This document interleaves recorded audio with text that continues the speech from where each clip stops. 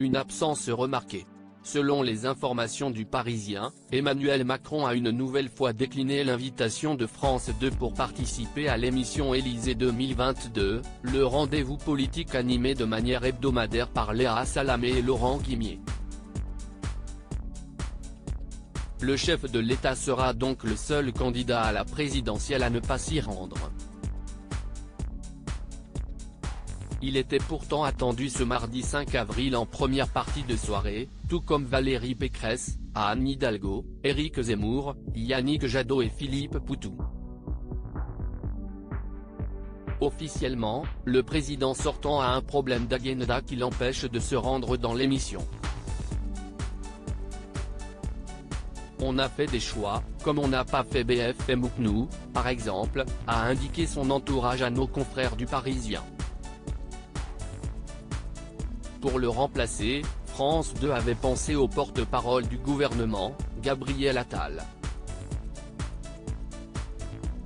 Mais cette solution ne conviendrait pas à ses concurrents.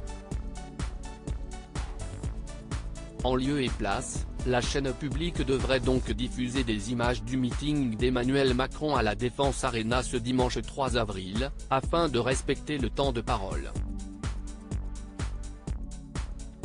Pourquoi refusez-vous les invitations de France 2 ? Certains commentateurs estiment que le président de la République bouderait France 2. Son staff assure pourtant qu'il n'y a aucun problème avec France 2, ni avec le service public.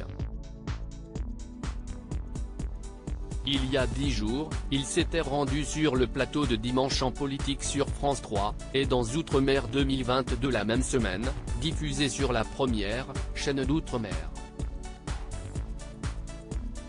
Côté chaîne privée, le candidat de la République En Marche est allé sur TF1 et s'y rendra à nouveau mercredi soir, ainsi que sur M6. Face à cette situation, la Société des journalistes de France 2 n'a pas hésité à faire part de son mécontentement en publiant une lettre ouverte pour interpeller Emmanuel Macron.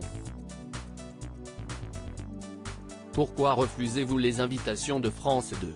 Interroge-t-elle tout d'abord, avant d'ajouter, à 6 jours du premier tour, vous refusez pour l'instant toutes les invitations de France 2. Vous vous êtes pourtant rendu chez nos confrères de plusieurs autres antennes privées et publiques.